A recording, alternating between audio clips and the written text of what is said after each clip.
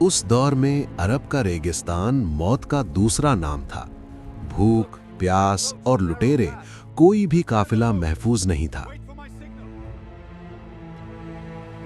लेकिन एक कबीला ऐसा था जिसे कोई हाथ नहीं लगाता था। वो जहां से गुजरते लोग अपनी तलवारें नीचे कर लेते। वो थे Quraish. That is the sign of Quraysh. We must stand down. अल्लाह ने उन्हें 2 सफरों यानी जर्नीज का आदी बना दिया था, सर्दियों का सफर और गर्मियों का सफर।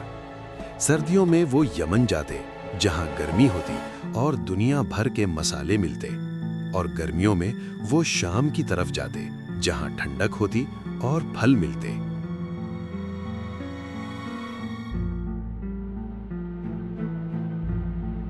लेकिन सवाल ये है, उन्हें ये प्रोटोकॉल, ये इज्जत क्यों मिल रही थी? अपनी ताकत की वजह से? नहीं, बल्कि इस घर की वजह से।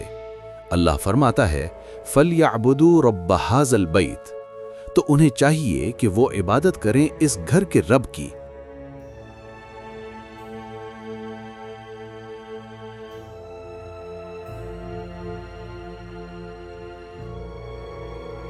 अल्लज़ी अतअमहुम मिन जू', जिसने उन्हें भूख में खाना खिलाया।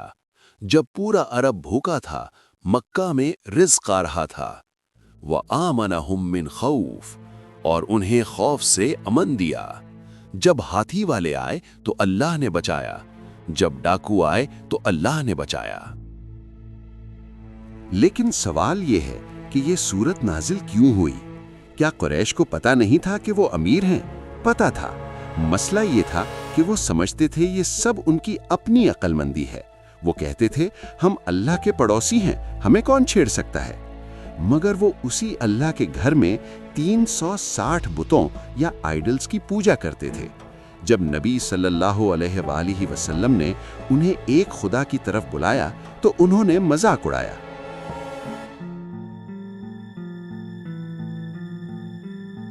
तब अल्लाह ने ये सूरत नाजिल करके उन्हें झंझोड़ा। अल्लाह ने उन्हें याद दिलाया, जिन बुतों को तुम पूजते हो, क्या वो तुम्हें यमन और शाम तक सेफ लेकर जाते हैं? नहीं, वो तो खुद अपनी जगह से हिल नहीं सकते। अल्लाह ने फरमाया, अगर तुम समझते हो कि तुम्हारी तिजारत यानी बिजनेस तुम्हारी वजह से चल रही है तो भूल जाओ, ये रब्बे काबा है जिसने भूख के मौसम में तुम्हें खाना दिया।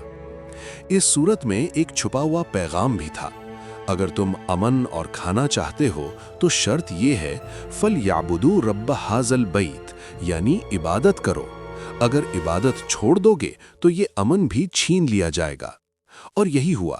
जब उन्होंने शुक्र अदा नहीं किया तो कुछ ही सालों बाद मक्का में कहत पड़ गया। वही लोग जो सोने में खेलते थे, सूखी हड्डियां चबाने पर मजबूर हो गए। तो दोस्तों, सूरह कुरैश हमें बताती है कि इकोनॉमी और सेफ्टी हमारी प्लानिंग से नहीं, अल्लाह की इबादत से जुड़ी है। आज अगर हमारे मुल्क में अमन नहीं या रिस्क की तंगी है तो शायद हम भी घर के रब को भूलकर अपने बनाए हुए बटन, पावर, पैसा, पॉलिटिक्स की पूजा कर रहे हैं। सोचिएगा जरूर।